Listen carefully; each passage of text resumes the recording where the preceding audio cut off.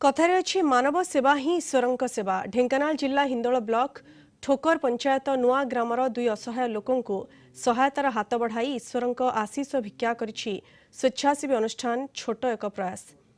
से ग्रामर सुजाता सामल और संयुक्ता सामल को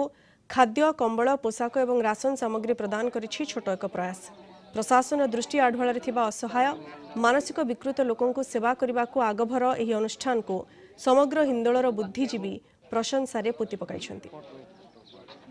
संजू सामल बापा चोरे सामल बहुत संपत्ति किंतु बहुत संपत्ति थिला से बर्तमान दरिद्र किंतु मु दीर्घ 7 वर्ष है आश्रय देइछि माने लोक भी मत कल लगुंट किंतु तथापि मु मानुने मु मोर देइछि ताको आश्रय शुणा पाइलु कि आम ये असहाय माँ पढ़ी से नुआ वर्ष किसी भिन्न प्रयास आशार चली माँ को किसी सुखला खाद्य सहित किसी रंधा खाद्य सहयोग कलु शीत वस्त्र साहय कपड़ा साहय करें सरकार को अनुरोध करुचु कि एमती माँ को जो देखिए किसी वृद्धाश्रम कि चलिया किसी सुविधा करागले उपकृत हो पारते तार बापा भाई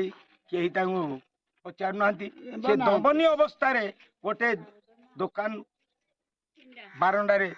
कालती पात कर अनुष्ठान छोट छोट प्रयास अनुष्ठान जो भाई माने कर्मकर्ता माने धन्यवाद।